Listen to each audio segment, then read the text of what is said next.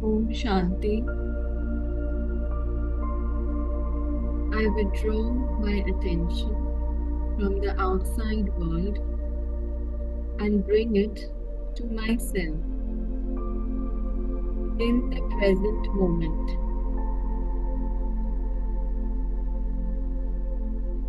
I open myself to the awareness of the divine.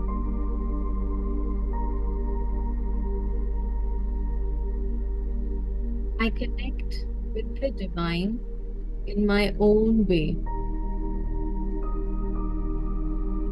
I am silent and still before God.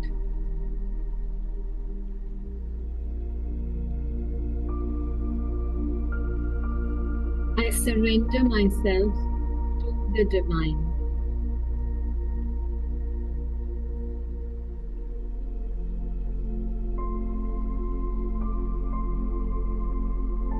I let God love me.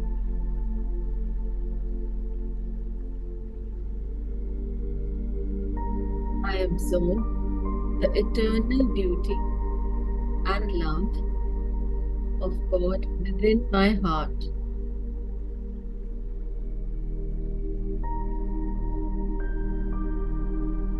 I am worthy of His love.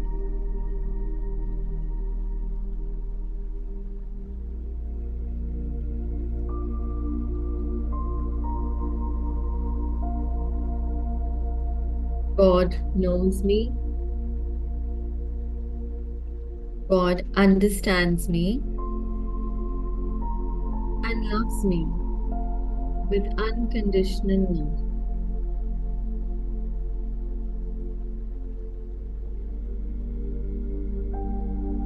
God looks upon me with love only.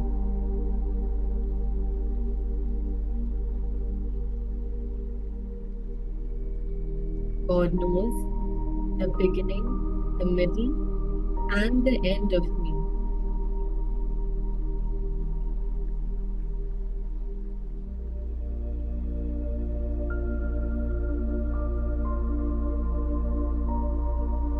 I accept God's divine love, and together we become love.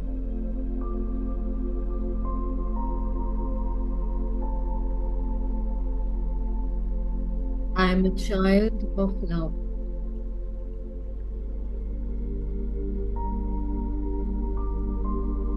I belong to the divine. I rest in the stillness of God's love.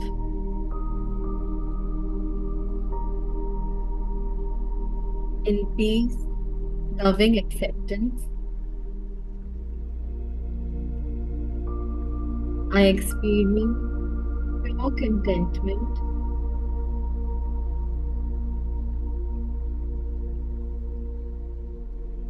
I release the pain of unsatisfied desires and complicated relationships.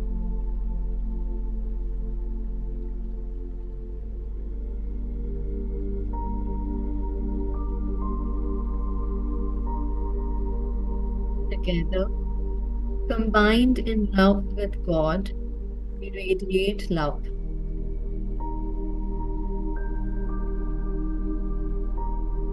I send out heartfelt feelings of loving acceptance to my family, my friends, my colleagues.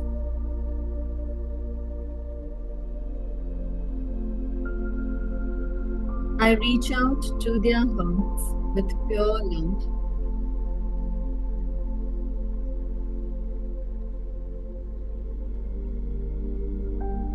My heart is overflowing with God's love.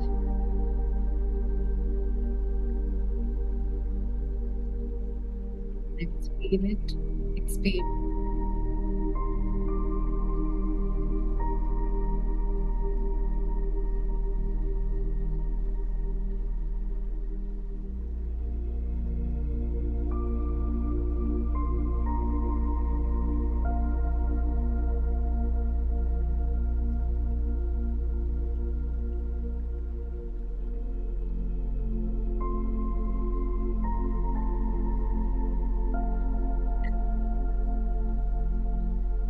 Om Shanti.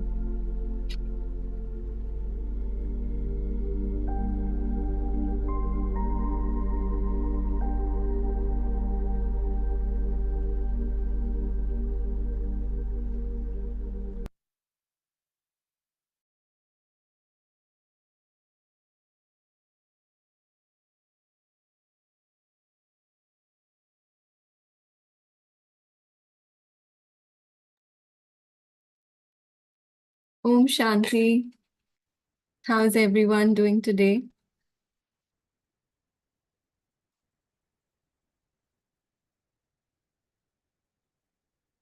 Okay, so we'll start with today's session, today's reading.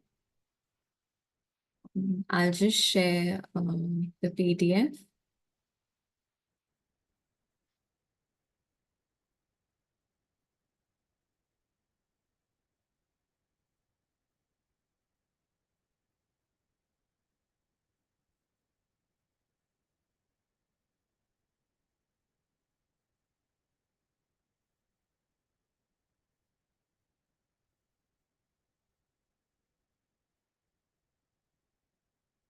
Okay, is my screen visible?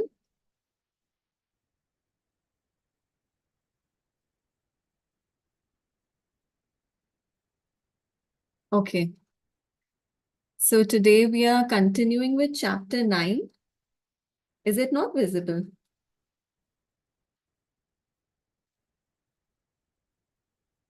Should be? It is, right. Okay. Thank you. So today we are continuing with chapter 9. The end of your life drama. Okay. In that state of acceptance and inner peace, even though you may not call it bad, can anything still come into your life that would be called bad from a perspective of ordinary consciousness? Most of the so-called bad things that happen in people's lives are due to unconsciousness. They are self-created, or rather ego-created. I sometimes refer to those things as drama. When you are fully conscious, drama does not come into your life anymore. Let me remind you briefly how the ego operates and how it creates drama. Ego is the unobserved mind that runs your life when you are not present as the witnessing consciousness, the watcher. The ego perceives itself as a separate fragment in a hostile universe with no real inner connection to any other being, surrounded by other egos, which it either sees as a potential threat or which it will attempt to use for its own ends.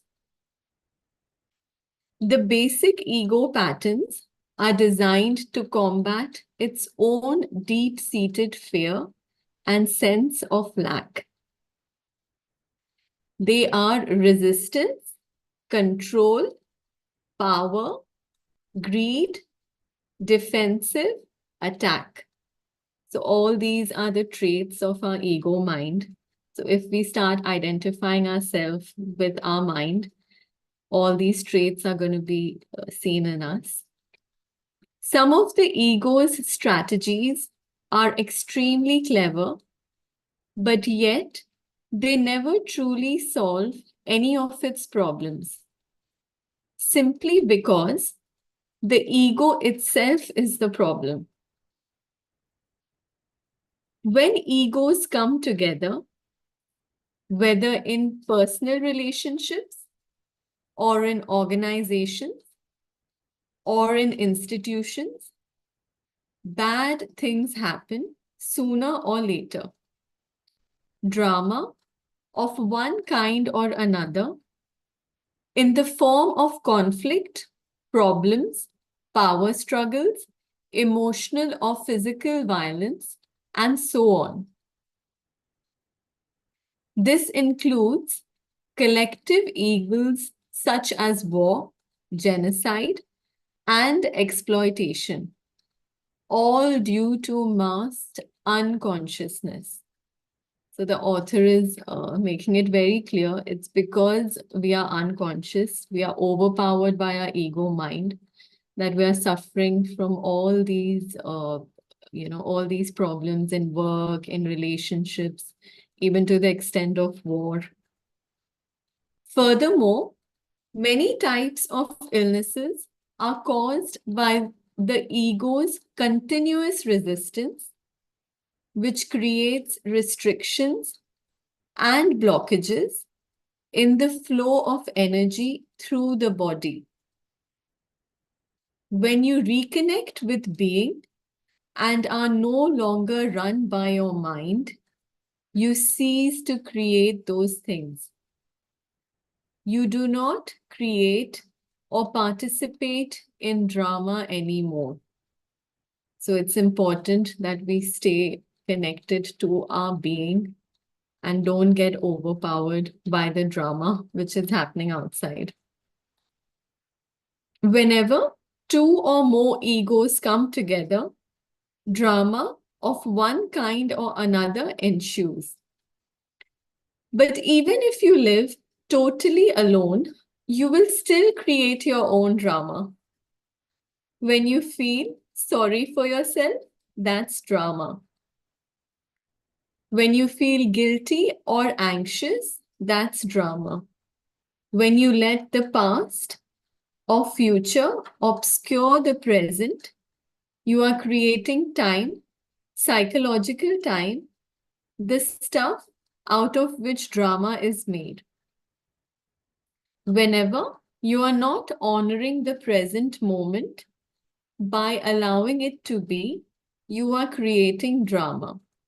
So the ego mind loves creating drama. So whether you are alone or you're in a group, it just loves the feeling of dramatic situations. Most people are in love with their particular life drama. Their story is their identity. The ego runs their life. They have their whole sense of self invested in it.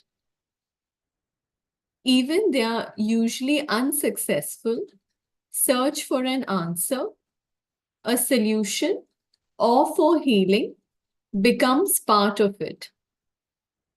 What they fear and resist most is the end of their drama. So the ego mind just loves staying in the drama. As long as they are their mind, what they fear and resist most is their own awakening. When you live in complete acceptance of what is, that is the end of all drama in your life.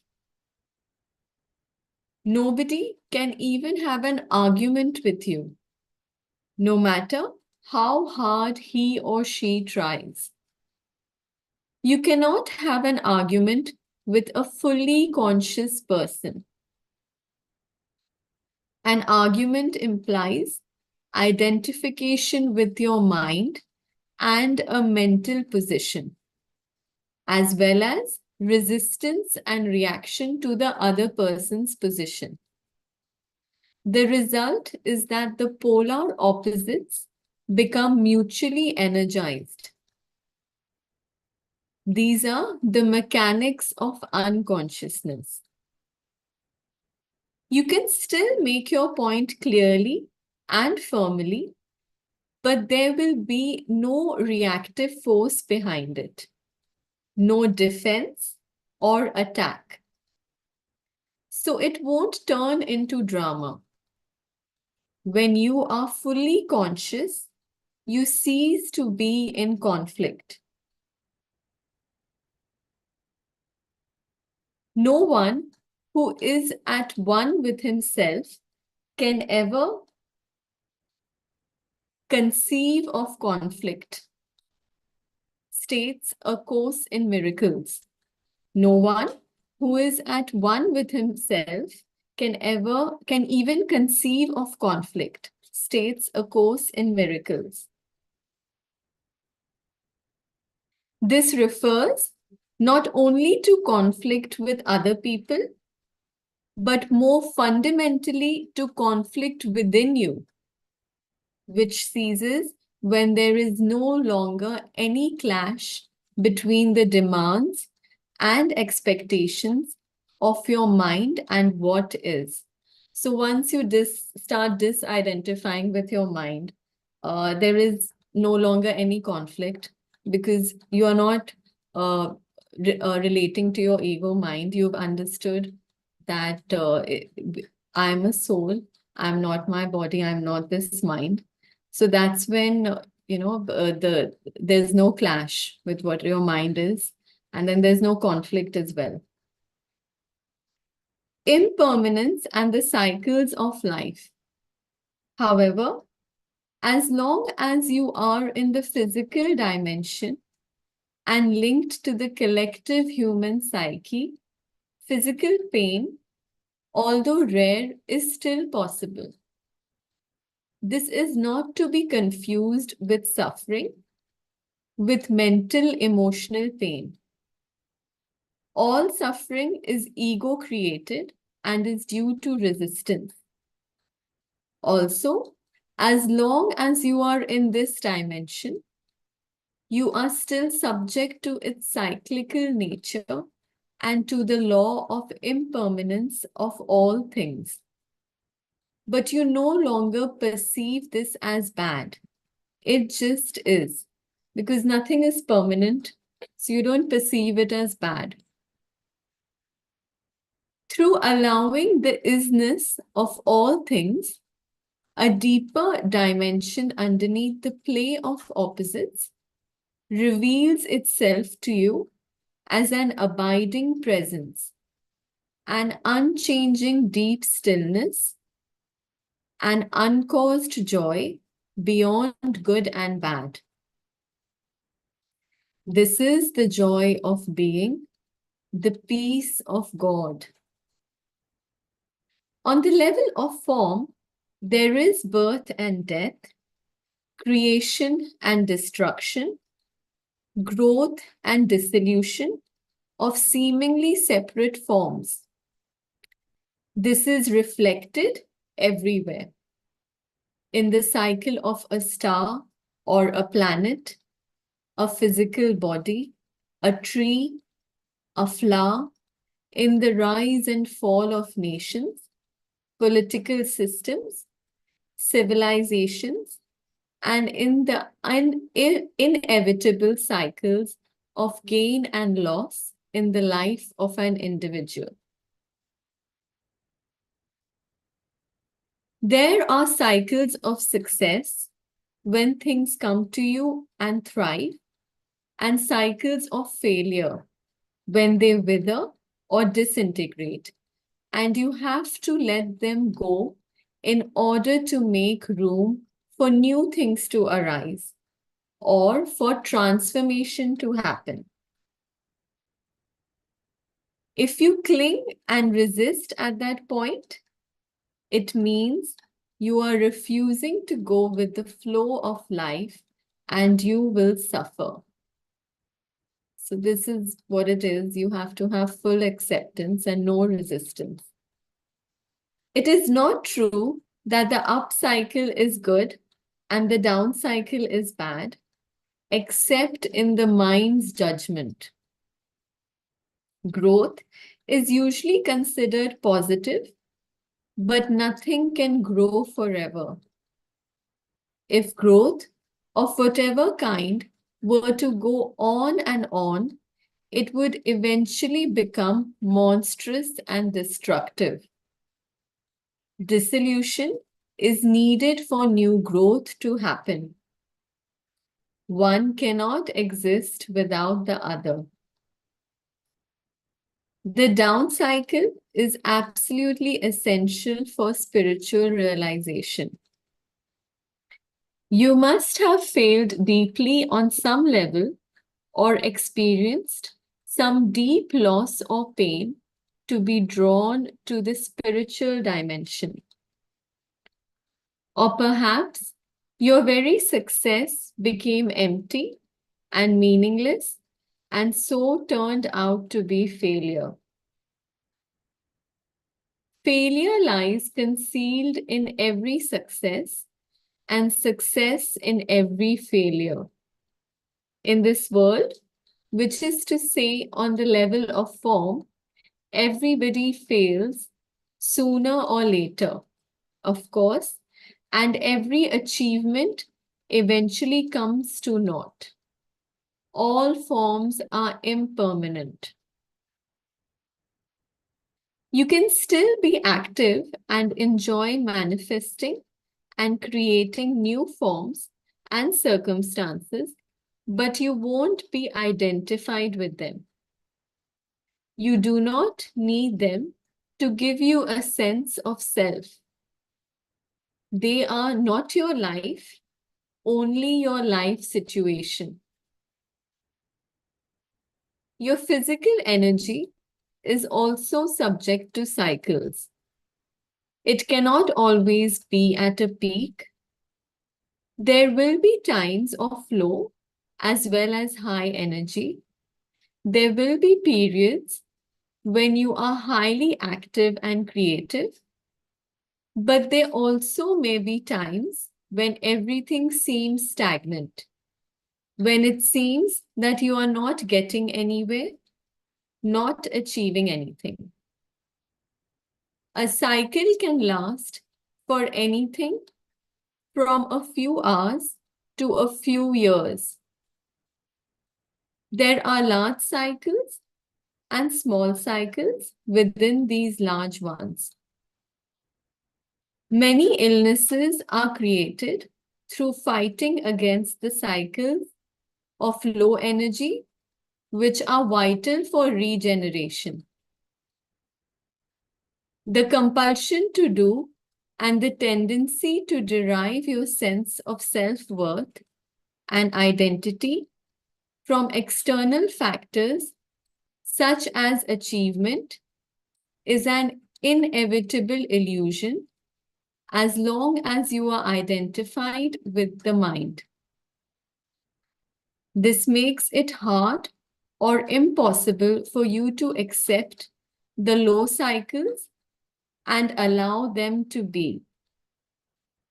Thus, the intelligence of the organism may take over a self-protective measure and create an illness in order to force you to stop so that the necessary regeneration can take place. The cyclical nature of the universe is closely linked with the impermanence of all things and situations. The Buddha made this a central part of his teaching. All conditions are highly unstable and in constant flux, or as he put it, impermanence is a characteristic of every condition, every situation you will ever encounter in your life. It will change, disappear, or no longer satisfy you. Impermanence is also central to Jesus' teaching. Do not lay up for yourselves treasures on earth where moth and rust consume and where thieves break in and steal. As long as a condition is judged as good by your mind, whether it be a relationship, a possession, a social role, a place, or your physical body, the mind attaches itself to it and identifies with it. So it's the mind that identifies with good or bad. It makes you happy, makes you feel good about yourself, and it may become part of who you are or think you are. But nothing lasts in this dimension where moth and rust consume. Either it ends, or it changes, or it may undergo a polarity shift. The same condition that was good yesterday or last year has suddenly or gradually turned into bad. The same condition that made you happy then makes you unhappy. The prosperity of today becomes the empty consumerism of tomorrow. The happy wedding and honeymoon become the unhappy divorce or the unhappy coexistence. Or a condition disappears, so its absence makes you unhappy. When a condition or situation that the mind has attached itself to and identified with changes or disappears, the mind cannot accept it. It will cling to the disappearing condition and resist the change. It is almost as if a limb were being torn off your body. We sometimes hear of people who have lost all their money or whose reputation has been mined committing suicide. Those are the extreme cases. Others, whenever a major loss of one kind or another occurs, just become deeply unhappy or make themselves ill.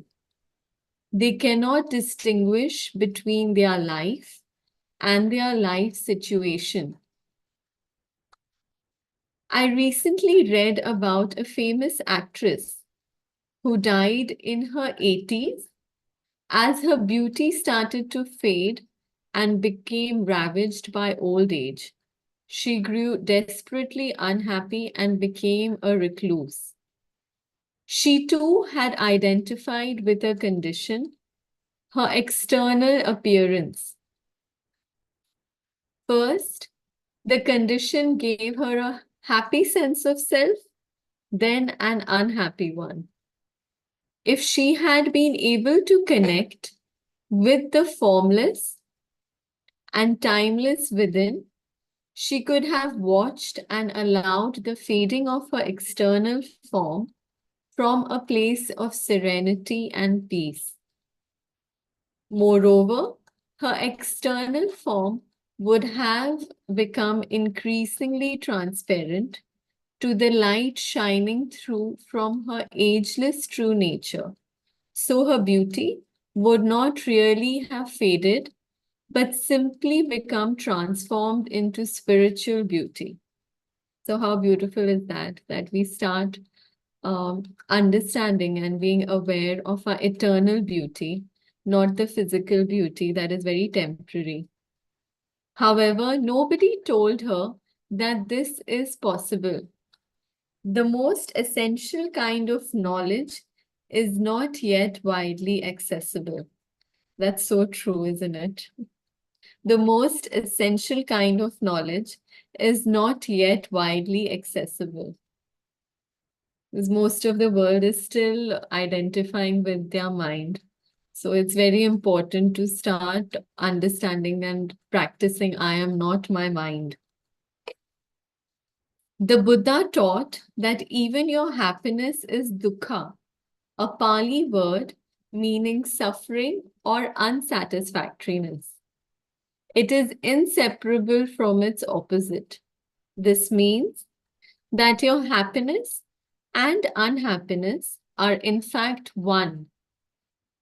Only the illusion of time separates them. That is not being negative. It is simply recognizing the nature of things so that you don't pursue an illusion for the rest of your life. Basically, don't pursue an illusion that you're going to be constantly happy, because The happiness and unhappiness are also the same, phase of the coin. Nor is it saying that you should no longer appreciate pleasant or beautiful things or conditions, but to seek something through them that they cannot give an identity, a sense of permanency and fulfillment, is a recipe for frustration and suffering. The whole advertising industry and consumer society would collapse if people became enlightened and no longer sought to find their identity through things. So this is important as well. The whole advertising industry and consumer society would collapse if people became enlightened and no longer sought to find their identity through things, because we are so mind oriented and we want to look for happiness. That's why all this industry is still running and it's successful. The more you seek happiness in this way, the more it will elude you. Nothing out there will ever satisfy you except temporarily and superficially. But you may need to experience many disillusionments before you realize that truth.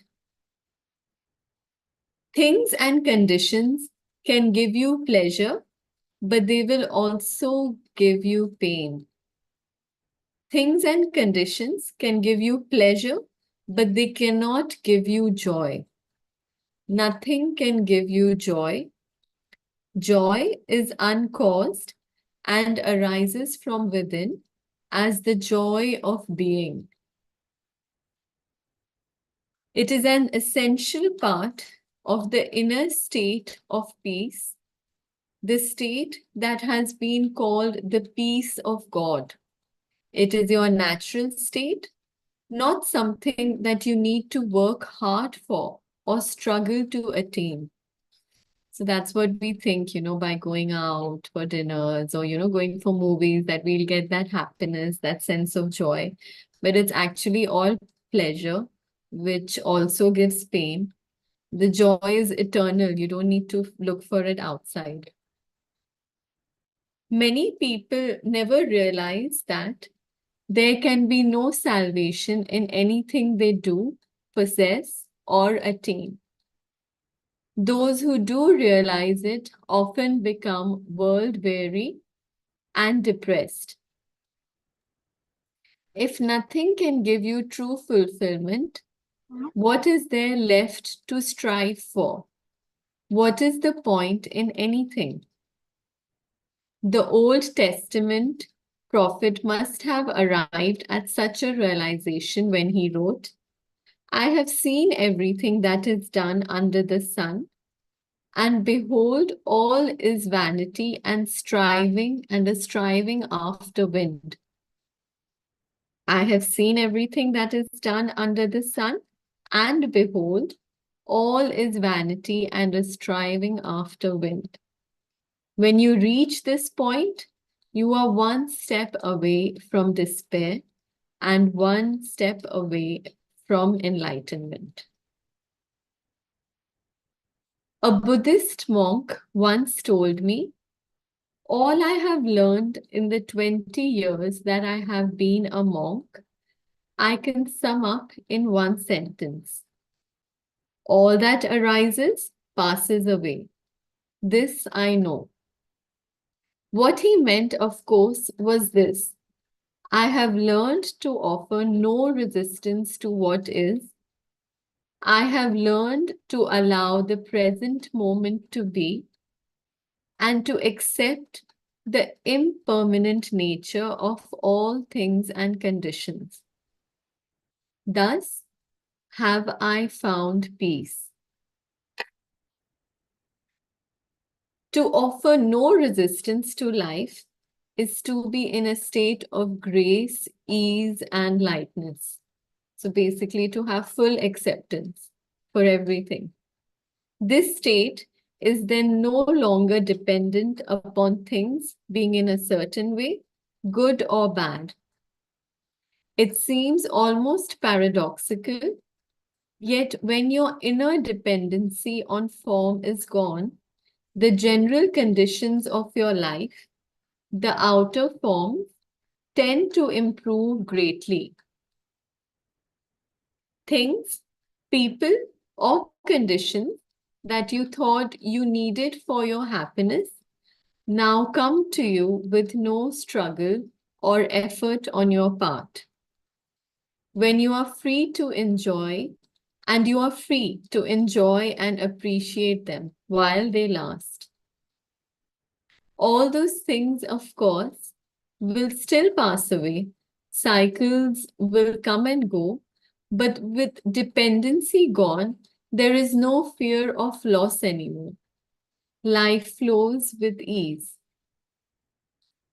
So when we start, just accepting the things the way they are, everything just starts coming to us naturally. We don't need to, look for happiness. We don't need to look for good relationships. They just come and we appreciate them. When we have that full acceptance and we are not dependent on anything. The happiness that is derived from some secondary source is never very deep. It is only a pale reflection of the joy of being, the vibrant peace that you find within as you enter the state of non-resistance. Being takes you beyond the polar opposites of the mind and frees you from dependency on form. Even if everything were to collapse and crumble all around you, you would still feel a deep inner core of peace.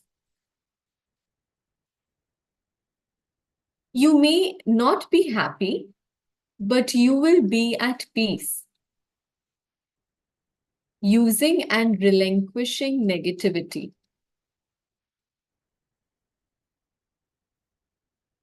All inner resistance is experienced as negativity in one form or another. All negativity is resistance. In this context, the two words are almost synonymous. Negativity ranges from irritation or impatience to fierce anger, from a depressed mood or sullen resentment to suicidal despair. Sometimes the resistance triggers the emotional pain body, in which case even a minor situation may produce intense negativity, such as anger, depression, or deep grief. The ego believes that through negativity, it can manipulate reality and get what it wants. It believes that through it, it can attract a desirable condition or dissolve an undesirable one. A Course in Miracles rightly points out that whenever you are unhappy, there is the unconscious belief that the happiness buys you what you want. If you, the mind, did not believe that unhappiness works, why would you create it? The fact is, of course, that negativity does not work. Instead of attracting a desirable condition, it stops it from arising. Instead of dissolving an undesirable one, it keeps it in place. Its only useful function is that it strengthens the ego, and this is why the ego loves it. Once you have identified with some form of negativity, you do not want to let go. And on a deeply unconscious level, you do not want positive change. It would threaten your identity as a depressed, angry, or hard done by person. You will then ignore, deny, or sabotage the positive in your life. This is a common phenomenon. It is also insane. So the ego mind loves the negativity. It constantly wants to be there. It constantly wants to have that victim feeling. Negativity is totally unnatural. It is a psychic pollutant, and there is a deep link between the poisoning and destruction of nature and the vast negativity that has accumulated in the collective human psyche. No other life form on the planet knows negativity. Only humans, just as no other life form violates and poisons the earth that sustains it. Let me repeat this sentence again. No other life form on the planet knows negativity. Only humans, just as no other life form violates and poisons the earth that sustains it. Have you ever seen an unhappy flower or a stressed oak tree?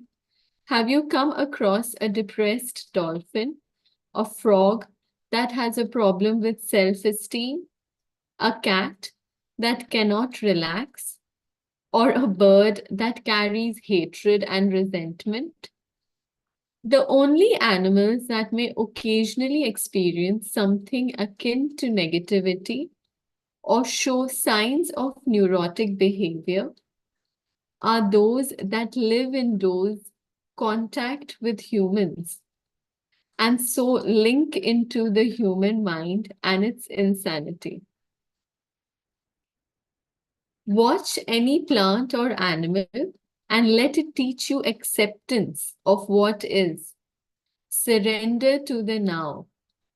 Let it teach you being. Let it teach you integrity, which means to be one, to be yourself, to be real. Let it teach you how to live and how to die and how not to make living and dying into a problem. I have lived with several Zen masters, all of them cats. Even ducks have taught me important spiritual lessons. Just watching them is a meditation. How peacefully they float along at ease with themselves, totally present in the now, dignified and perfect as only a mindless creature can be. Occasionally, however, two ducks will get into a fight, sometimes for no apparent reason, or because one duck has strayed into another's private space. The fight usually lasts only for a few seconds, and then the ducks separate, swim off in opposite directions, and vigorously flap their wings a few times. They then continue to swim on peacefully as if the fight had never happened. When I observed that for the first time, I suddenly realized that by flapping their wings, they were releasing surplus energy, thus preventing it from becoming trapped in their body and turning it into negativity. This is natural wisdom, and it is easy for them because they do not have a mind that keeps the past alive unnecessarily and then builds an identity around it. So all the trouble is caused from our mind. Okay, so we should be learning from plants and animals, from nature. So I think we'll finish off here today. We'll start with this tomorrow. Okay.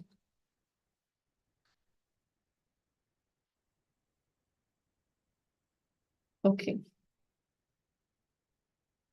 So, does anyone want to share their experience of what they've learned today?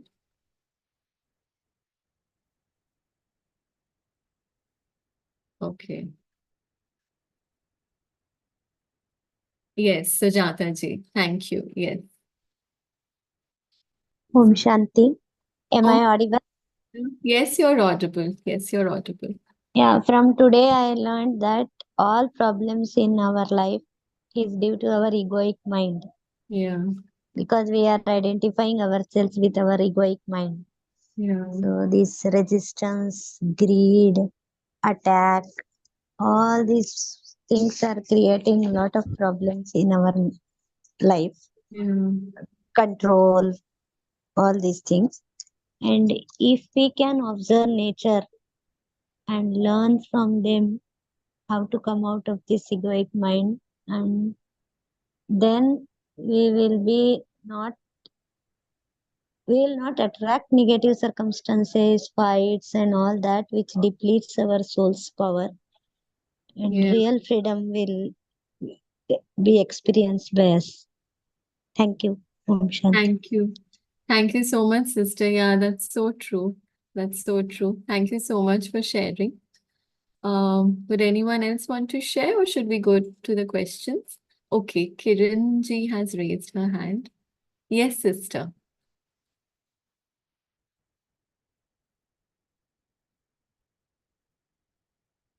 Are you able to unmute yourself, sister? Om Shanti, Om sister. Shanti. Om Shanti, sister. From today's lecture, I never felt like that. Whatever the author said, how we should experience the nature in that way. You know Yeah. what? Mostly I saw nature, but not like that. Whatever author said, but from now I will try to see nature in that way, and I will try to understand what the nature want to teach me. So it's a very wonderful. Yeah. Yeah, it is really wonderful, learning from nature. That's why they say even if you want to meditate, you go into the nature and just observe everything around, and that really helps you. So yes, Yes, thank you so much. Thank you so much, Kiran sister. thank Thank you. Okay, so we'll go to the questions now. Okay, so the first question is, the author says, whenever two or more egos come together, drama of one kind or another ensues. But even if you live totally alone, you still create your own drama. What are the few examples of self-created drama suggested in this book? Can you think of some more examples? Okay, who wants to answer this? Okay, Rana sister. Yes. Om Shanti. Om Thank Shanti you. sister. Thank you. Thank you so much for the a really very beneficial book. It answered a lot of questions that were on my mind, not Yeah. identifying with my mind, but it's very, very beneficial. This the author said about self-created drama when we feel guilty about ourselves and when Yeah. we are in the victim mode and when we feel like sorry about ourselves and we feel anxious, we have resistance to the now. At each moment that we are not honoring the present moment is a self-created drama. So we have to have full acceptance to what is, to the impermanence of life. I was thinking about like the aging, how to age peacefully. Was thinking of this yesterday, and it answered me really to accept that life will go on and things will change. We have to be very accepting to what is, to what's happening with our bodies, what's happening with our life, and this is not life. These are life situations. Yeah. So very, very lovely book. Thank you so much for explaining in this also beautiful way. Thank you. Thanks to you, sister, for explaining and sharing your views so beautifully. Yeah, it's really been a wonderful experience. I think we're all learning and evolving together. So thank you so much. Um, Kiran's sister has raised her hand. Yes.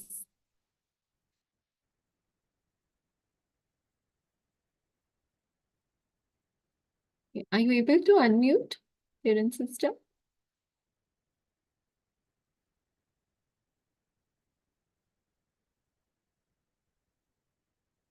Um, okay, 1 second. Oh,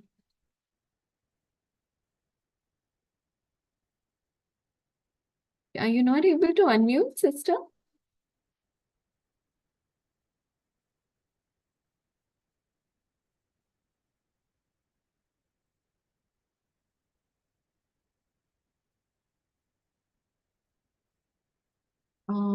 Okay, I think there seems to be a problem. Okay, why is it so?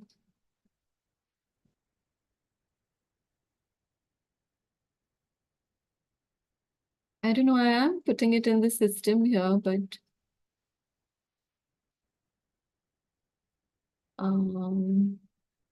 okay, maybe we'll move on to the next question and then okay.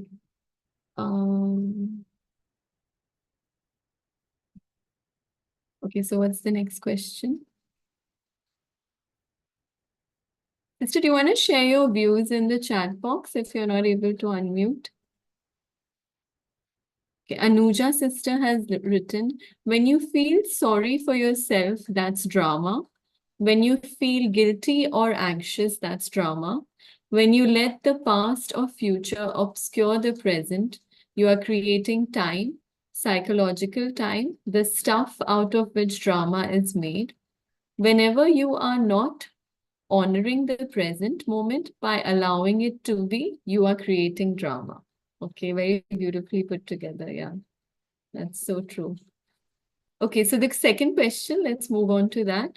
Why we should not perceive failure as bad or negative? Why is it so essential to experience the down cycle for intense spiritual realization? Can you correlate this to any of your personal experiences? Okay, Priya's sister has raised her hand. Okay.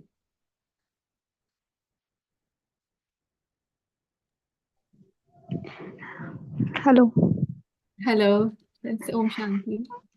Shanti. In this question, I want to explain few lines that the author said that it is so essential to experience the down cycle or failure for intense spiritual realization because failure make us introvert. And one beautiful saying that andarmukhi sada sukhi.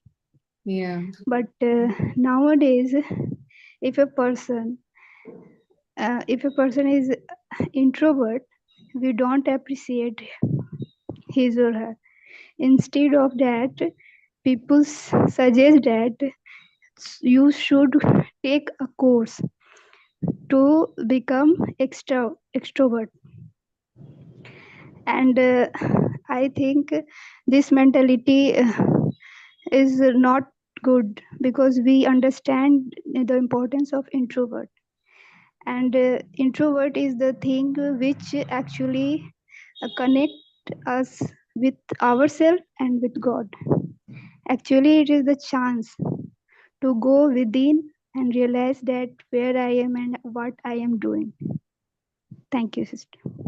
Thank you. Thank you so much, sister, for sharing your views.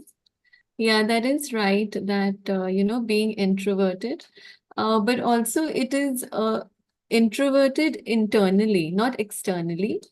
What my understanding is out of what I have learned as well, is that it is important that the stillness is within.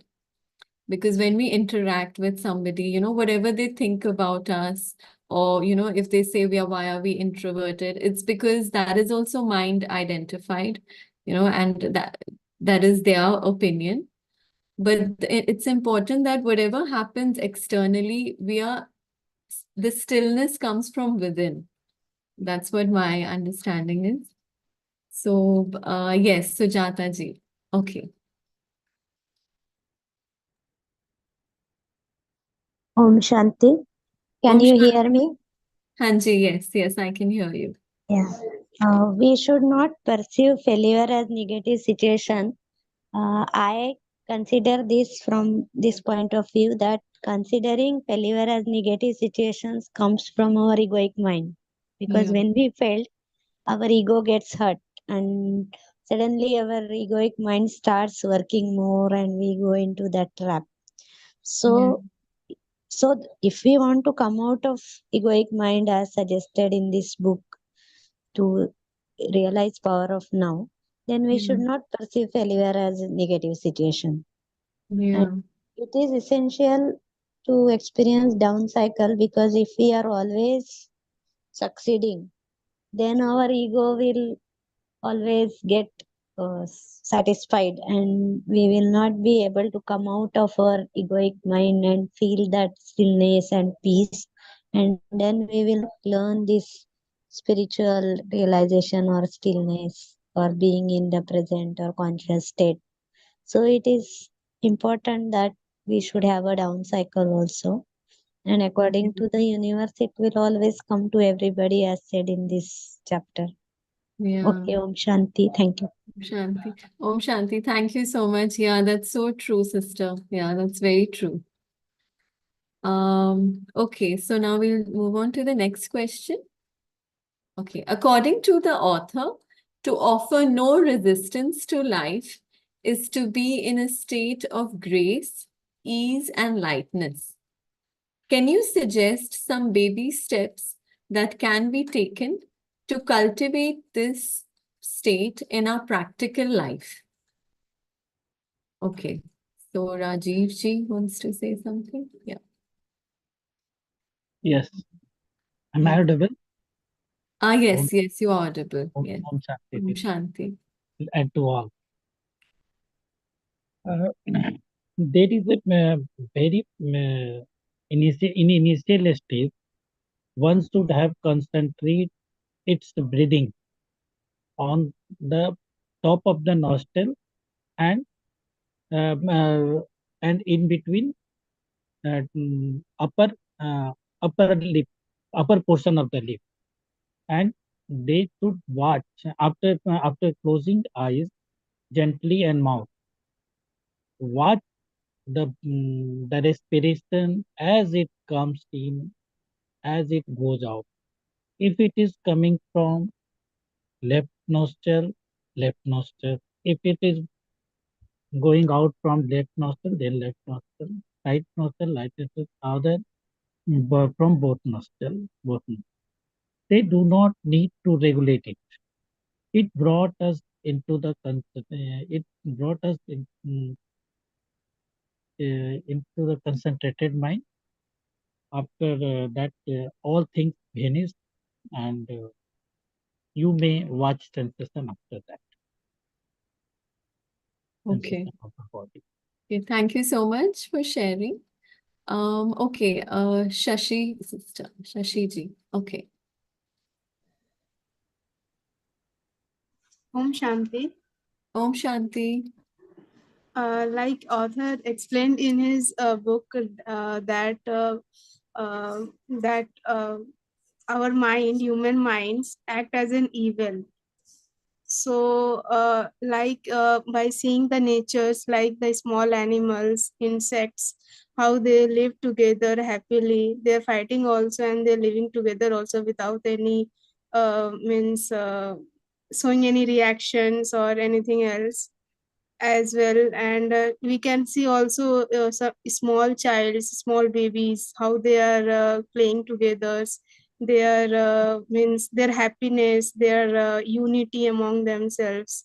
So by seeing all these things, we can learn that our human minds means as the time wise, when we our body grows, our mind also grows, like surrounded by environment and the people behaviors.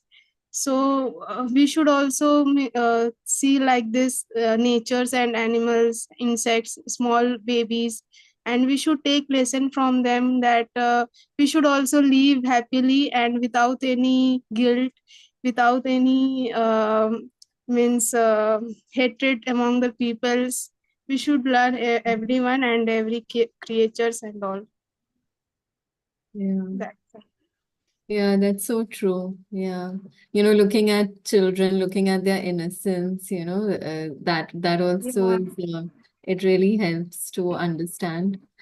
Yeah, Thank it's you. truly bring our, by seeing also it's we can see means we can go to our childhood age and we realize that yes, I have also at childhood I have also I have done also like this and all, means we feel internally, we feel happy. Yeah, yeah, that's so true. That's very true.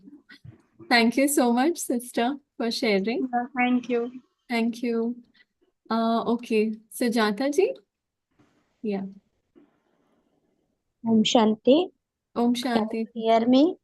Yes, yes, I can hear you. You're Yeah. audible. One of the baby steps for no resistance to life can be, I don't know about situations, but about the persons I can think of is living in a soul conscious state, like considering our own self as a soul without any sanskars, because soul has natural virtues, 7 virtues, Yeah. and considering looking others also as a soul, that is behind a human mask there is a god or soul.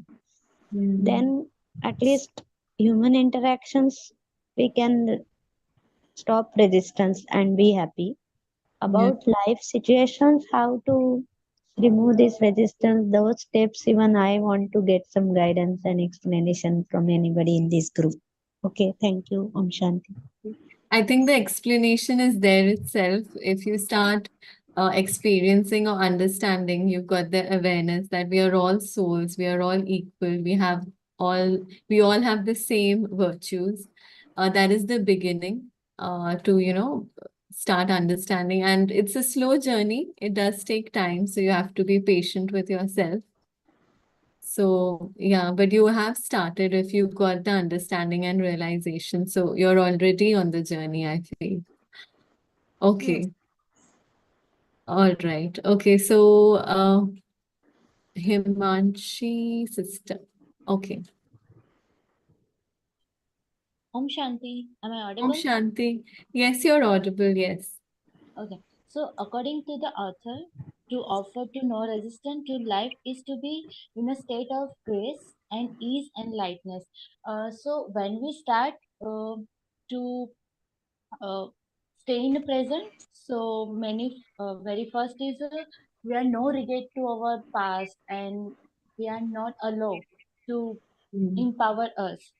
So that's way we are automatically allow the happiness and the lightness within us, which is helpful to grow in this journey. Yeah. And yeah, this is very first step to I start with this journey, in this journey. Yeah, that's true. Yeah. Thank you, Om Shanti. Thank you. Thank you so much. Om Shanti. Thank you. Okay, Anuja sister. Yeah. Om Shanti. Om Shanti. Thank you for this beautiful reading, sister. Thank you. Yeah, so one thing that we should be doing very regularly, as another sister said, soul consciousness, and the fact that what author has said that each and everything is temporary, right? So be it somebody's behavior, be Can you please mute yourself? Who else has? it's Shashi Behel. Yeah, 1 second. Let me just see. So be it people, be it any situations, be it any loss. So the fact we have to remind ourselves again and again that everything is temporary. My happiness is independent, like in dash dependent. So that is the baby step that we can take immediately to pass on our days with ease and lightness of head, right? And of course, spiritual practices of sitting with ourselves for at least few minutes during the day helps us cultivate those habits, because just having a determination in our head doesn't make us ring the exact same thought at the runtime. So Yeah. when we actually meditate and get energies and supreme energies from the supreme point of light, that helps us during the course of the day also. And yeah, remembering in between the day that you are a soul just on a journey, and this I'm just playing a role. This is all temporary. This remembrance during the day also helps. Yeah, definitely. Definitely. Yeah. I completely agree. I think throughout the day, we need to keep reminding ourselves. That's why we practice traffic control, which is after every hour, just take a 2-minute break and just remind yourself that I'm a soul and I'm just on a journey. So when you keep doing that again and again, you start getting that awareness. Then it's just, it starts becoming quite naturally, but it is a journey. It does take time. Okay, Kiran's sister has written, yes, sister, I think baby steps should be to teach our mind to live in now, because life is not life situation, because all that arises passes away. Everything is impermanent in this world. Only one thing, I, the soul, is permanent, and Supreme Father is permanent. Yes, so true. That's very true. Okay, does anyone else want to add something? Priya, sister?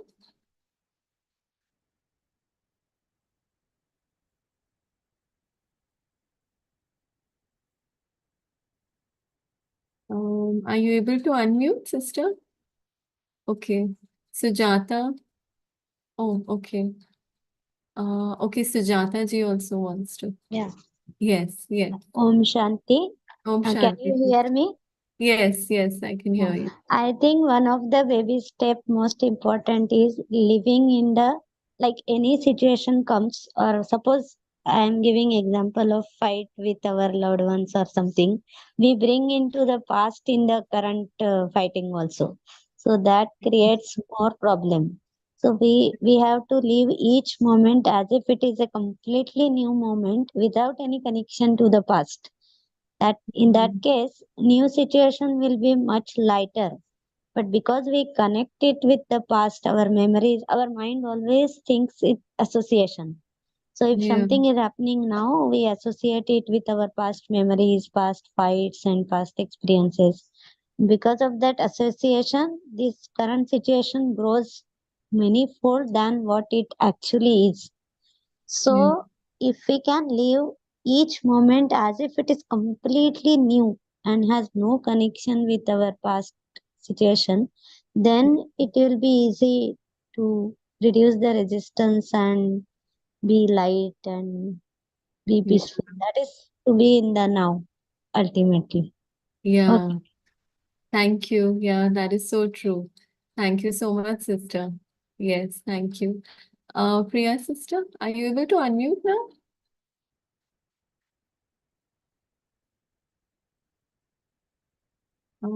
Okay. I don't know why it's not letting me.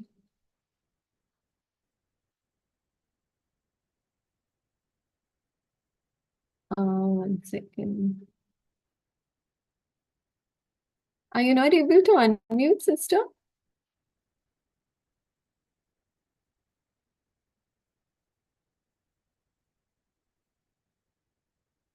Okay, there seems to be a.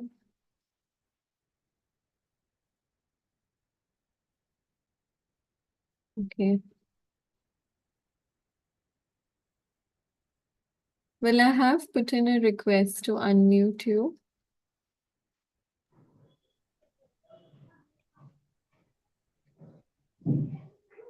Yes. Yes, sister. You're still on mute, sister.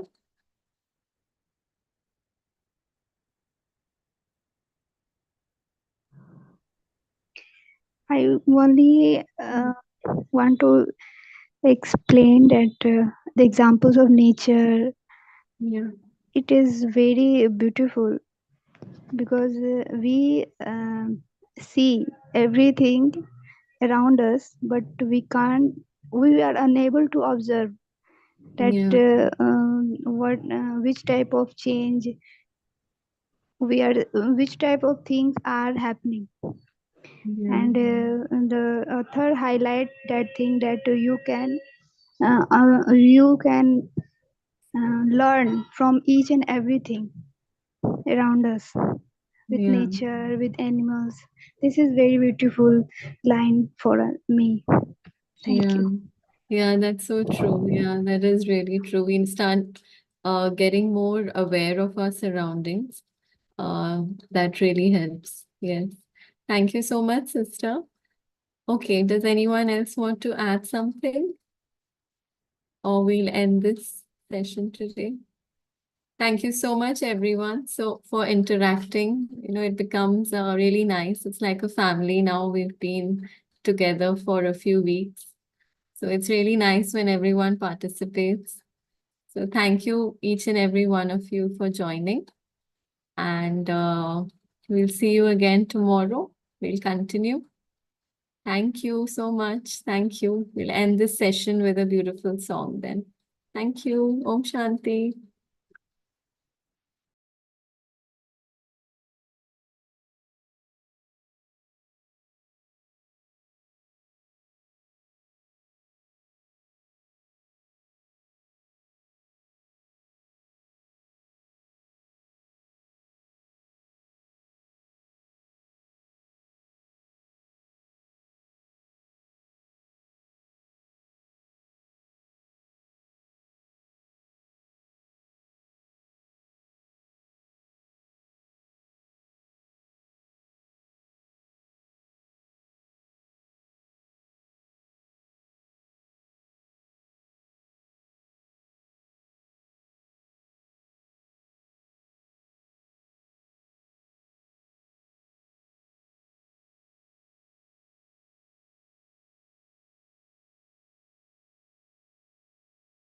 What's the first thing you do when you wake up in the morning? If you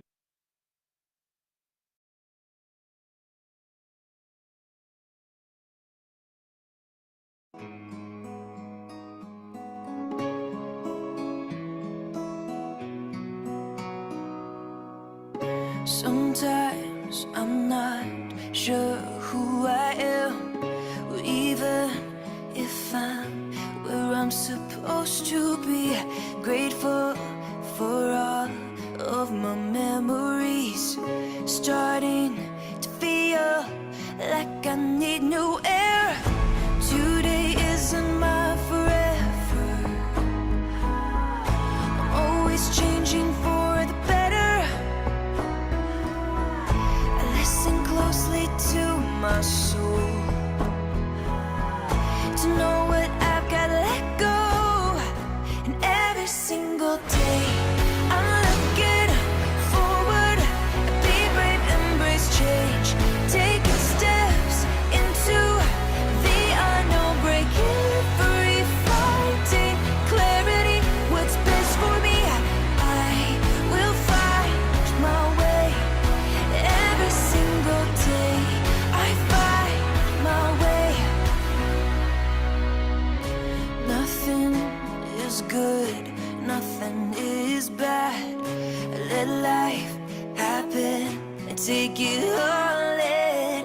I choose to focus on myself and promise to always put myself first. Today isn't my forever. I'm always changing for the better. I listen closely to my soul, to know